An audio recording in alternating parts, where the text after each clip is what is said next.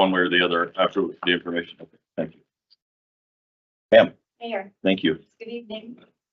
So as the city manager mentioned, I've been working with Katie Halleck. She is one of our certified arborists and the supervisor over our urban forestry division. Randy Norvell, our parks manager, who also supervises that work group, is here to help answer any technical questions that I might not be able to answer based on the information that Katie's provided. Unfortunately, Katie's a little under the weather and she wasn't able to join us tonight. So ultimately, it is our recommendation that we not allow the feeding of squirrels. Squirrels can be destructive, not only to trees, which I can give you a little bit information on, but also to gardens, to people's homes and other structures. And they can be violent against humans at times too. In particular, if they're accustomed to people feeding them, they get much more familiar and can become aggressive rather than squeamish or scared for those of them who are not familiar with humans. So, but as far as tree damage specifically, squirrels can damage trees, primarily new trees and soft wooded trees like cottonwoods. And so damage will stress the mature trees when they eat at what I learned is called the cambium layer, which is where the water and sugar transports through the tree to provide nutrients. And so squirrels will chew off that layer and essentially girdle the tree or suffocate it from getting those nutrients that it needs. And so they'll also strip off bark from a tree to get to food sources. And then that exposure leads to other pest infestation and different disease. So yes, they can be damaging to trees, not necessarily widespread. And of course, trees, like any other living thing, has a lifespan. And so mature trees can be succumbed by a lot of squirrel infestation, much like the articles you probably read from Cheyenne. So Katie did provide 2 articles that I'm happy to pass out.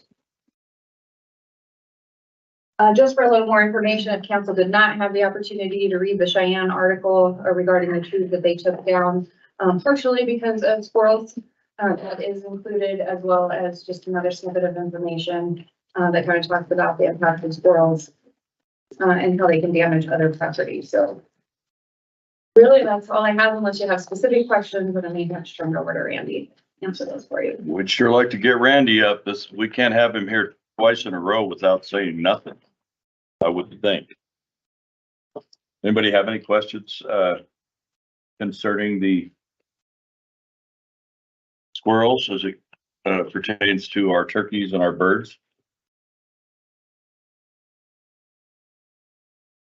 It looks like you're off the hook again. Zulema, thank you. I think we heard that your recommendation is to not just do the turkeys and the birds, but to also include the squirrels. So with that, Mr. Mayor, sure. can I ask a question? Of course, please. Zulema, so when we're talking about prohibition on turkeys and other birds, it's because of the increase in the numbers of those birds and then the centralizing of them, the increased propensity then to for communicable diseases and so forth. And I think what you described to me is that they damage the trees by eating on them. And so I guess I'm just trying to draw, if I'm thinking about an ordinance, the nexus between the additional feeding and the depredation that they do to our trees. So if council were to adopt an ordinance banning the feeding of the squirrels, what would be the net effect on their effect to the trees? Does that make sense? I think so. Mayor, city attorney. So what I understand is that squirrels are very community oriented creatures. And so once one squirrel is fed by someone, then they tell their friends, and then all of the friends come and they congregate. And then when the food source is gone, then they will actively seek other food sources. And that's when they create a lot of damage. So the trees to gardens, they will dig up bulbs and eat bulbs. They will dig up root vegetables and eat those. They will dig up or eat above ground vegetables as well.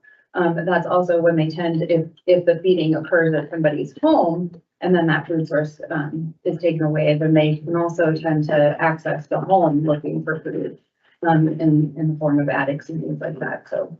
Okay, no, thank you. So some of the same concerns that we would see with the turkeys, you would see with the squirrels, increasing the numbers, congregating them. Absolutely. Thank you. When I can promise you, this is going to affect a certain contingency of our constituents. We do have those that have literally befriended these squirrels and will eat out of their hands. My father-in-law is a perfect example. He's got his little buddy, and he's not going to be able to do that anymore. And I'm sure I'm going to hear about it. But for the overall health of our trees, our community, it's just something that has to happen, unfortunately. So,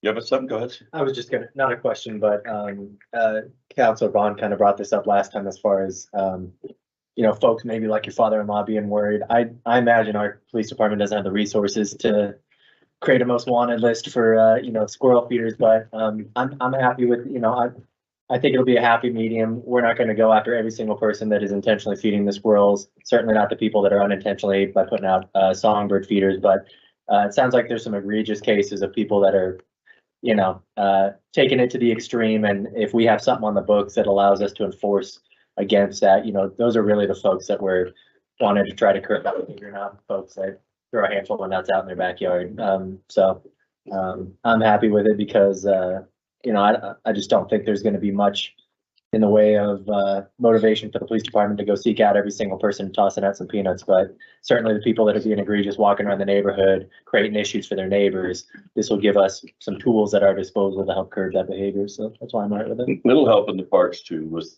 the folks that go and throw the endless amounts of feed out to bring the pigeons, and then they get up and go home and forget about all the mess behind that the pigeons are almost always leaving. But we're just trying to do the right thing by our city, and that's what this came about. So is everybody good with adding the squirrels to the, go ahead. So to address, such as feeding the geese and the, All wild birds, other than, I believe there was one, the songbirds, I believe, are the only exception. So the geese, the turkeys, the ducks, the, you know, and in fact, over there by our Veterans Memorial is a very congregational area for human beings to feed all those ducks and geese, and they have made a mess over there.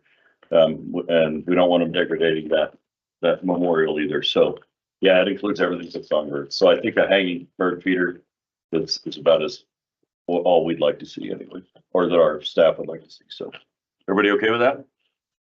Okay. Now there's just one more thing you can go to work on, sir. Mr. City Manager, you had something. No, I was just. Oh, okay. Yeah, thank you. Okay. Thank you very much. All right. So let's move on to agenda review. Mr. Mayor, councilors, I don't really have anything to add. Since we do have a little bit of time, I will address our homeless situation, which was part of what we talked about last week. They are still to this day having to go in and do sweeps of that building and get those people out of that hotel. They are still going in there in droves. They've boarded up a bunch of the places they were able to break. They've broken new glass, finding ways to get in there. So we have really put the clamps down now and said, okay, either you board up that hotel or it has to come down. And so just to let you know where we're at, the contractor has sent a bid to the bank. He's waiting on their answer as to whether he can get it all boarded up or not, if they're going to pay his bill.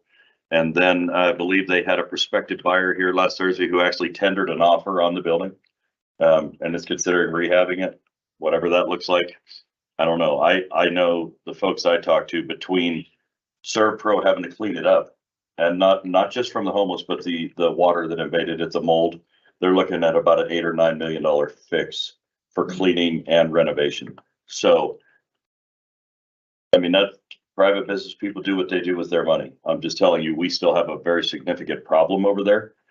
We just had another structure fire in town that was pretty much, from what I'm saying, I know that we've got the official word back, but I think it was homeless oriented as well. So if there's an abandoned property, they're finding it and they are making up shop. And I'll tell you, their attitude is, what right do you have to kick me out? I've been here for a month. They're taking ownership, literally. It's getting pretty bad. So expect a lot more coming our way as far as legislation, ordinance. to help our police be able to deal with this stuff. We're not gonna be able to arrest our way out of it, obviously, but we are gonna have to start somewhere. And they are breaking the law and they're doing bad things. And so before it gets any worse, we've kind of got to drop the clamp on them. So we'll see where that goes. Anybody else have anything from last week or that's on the agenda that they feel like they need to discuss? Is there anything you haven't seen on the agenda that you were hoping to see at some point that somehow got overlooked? All right, well, with that said, then let's take about a 12-minute recess and we'll get started with our regularly scheduled meeting.